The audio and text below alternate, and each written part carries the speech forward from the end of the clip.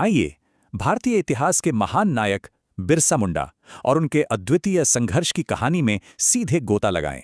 सोचिए, कैसे महज 25 साल के एक युवा ने ताकतवर ब्रिटिश साम्राज्य की नींव हिला दी और किंवदंती बन गया।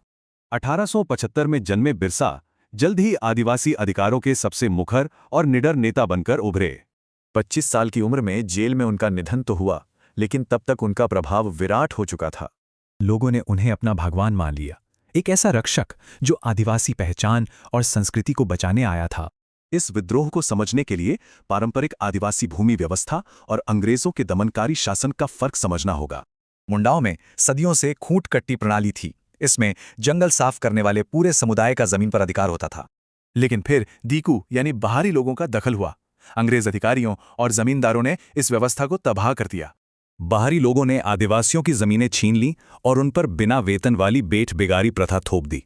इस भीषण शोषण और दर्द ने बिरसा मुंडा को अपने लोगों को जगाने और संगठित करने के लिए प्रेरित किया।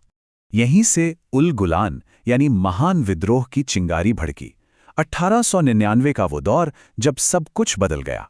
सबसे खास बात यह रही कि बिरसा ने अलग अलग जनजातियों को जोड़कर एक बेहद शक्तिशाली सेना तैयार कर ली थी। उनका लक्ष्य बिल्कुल साफ था, शोषकों को बाहर खदेड़ना और अपना स्वतंत्र मुंडा राज स्थापित करना। बौखलाए अंग्रेजों ने बेहद क्रूरता दिखाई।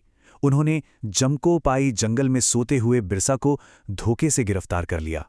इस टाइमलाइन से समझिए कि कैसे महज 25 सालों के छोटे से जीवन ने हमेशा के लिए इतिहास बदल दिया।